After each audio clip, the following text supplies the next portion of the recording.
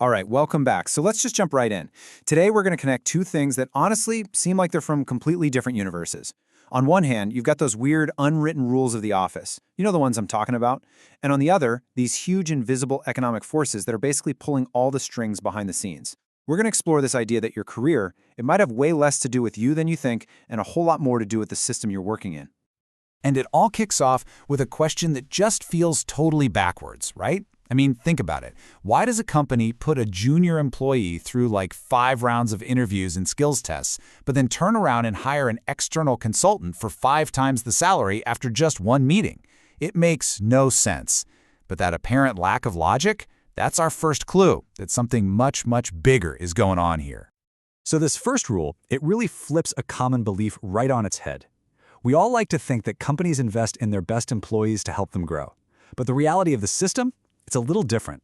See, once you're trained up and you're productive, the incentive for the company totally shifts. It's not about developing you anymore, it's about utilizing you. The people who are already knocking it out of the park, they often get the least amount of real support, because from the system's point of view, hey, they're fine. The real investment, the real money, goes toward fixing performance problems or just getting new hires up to speed.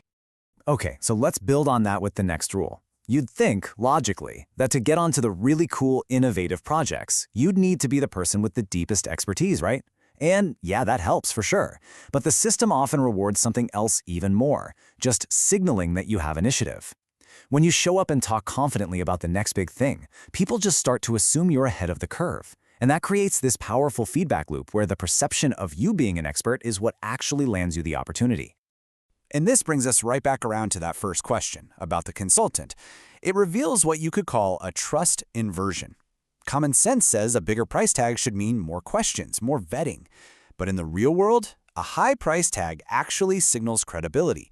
Hiring that expensive consultant is seen as a way to outsource the risk. It's this wild psychological bias we all have. If it costs a lot, it must be good. So, kind of ironically, the more expensive you are, the less people feel like they even need to check your work. And this is the absolute key to all of this. These weird rules aren't happening because your manager is a bad person or because your coworkers are playing some secret game. No, most people are just trying to do a good job. The strangeness comes from the system itself.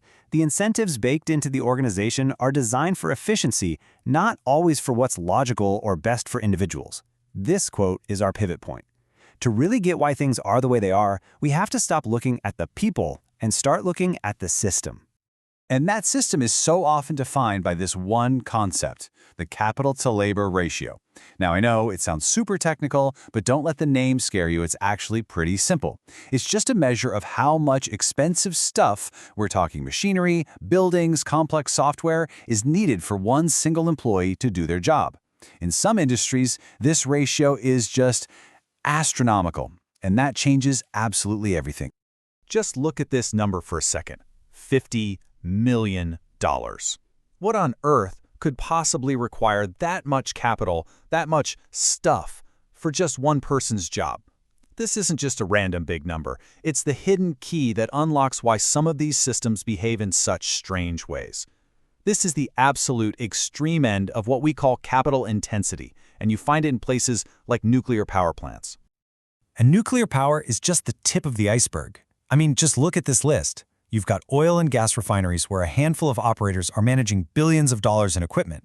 You've got semiconductor factories that cost more to build than the entire economy of a small country. In all of these industries, the value of the machine is just so much greater than the cost of the person operating it. So of course, the whole system is designed first and foremost to protect and squeeze every last drop of value out of that massive capital investment. So what's the deal here? What's really driving this?